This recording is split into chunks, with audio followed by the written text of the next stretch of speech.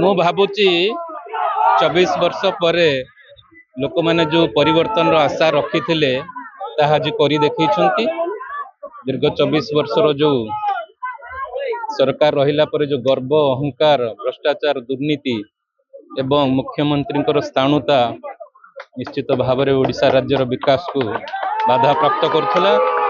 ସାଧାରଣ ଜନତା ଆଜି ବୁଝିଛନ୍ତି ମୋଦିଜୀ ଯେଉଁ ଆହ୍ୱାନ ଦେଇଥିଲେ ଯେ ମୁଁ ମୋ ବନ୍ଧୁକୁ ଛାଡ଼ି ଓଡ଼ିଶାବାସୀଙ୍କୁ ଆପଣେଇଛି, ନିଶ୍ଚିତ ଭାବରେ ଓଡ଼ିଶାବାସୀ ତାକୁ ଗ୍ରହଣ କରିଛନ୍ତି ଏବଂ ଆଜି ଭାରତୀୟ ଜନତା ପାର୍ଟିକୁ ଶାସନ କ୍ଷମତାକୁ ଆଣିଛନ୍ତି।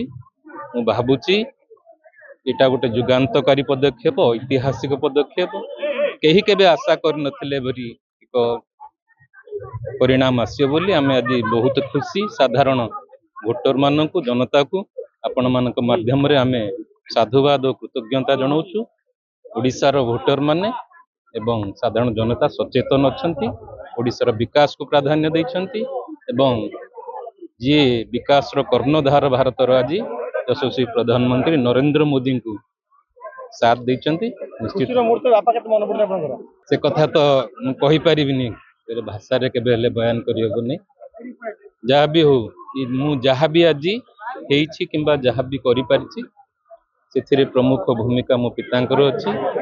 ଅଭିମନ୍ୟୁ ସେଠି ଗୋଟେ ଚେହେରା ହେଇପାରେ, ଆଜିକା ଦିନରେ ଲୋକସଭାର ପ୍ରାର୍ଥୀ ହେଇପାରେ, କିନ୍ତୁ ୟା ପଛରେ ଯେଉଁ ଲୋକଟି ଯୋଉଥିପାଇଁ ଆଜି ସେ ଏତେ ବାଟ ଆସିଛି ସେ ହେଉଛନ୍ତି ମୋର ପିତା ସ୍ୱର୍ଗତ ଅର୍ଜୁନ ଚରଣ ସେଠୀ।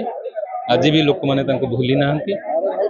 ନିର୍ବାଚନ ମଣ୍ଡଳୀରେ କୋଣ ଅନୁକୋଣ ଗଲା ପରେ ବି ଅର୍ଜୁନ ଆମଙ୍କ ପୁଅ ବୋଲି କୁହନ୍ତି, ପରେ କୁହନ୍ତି ଅଭିମନ୍ୟୁ ସେଠୀ।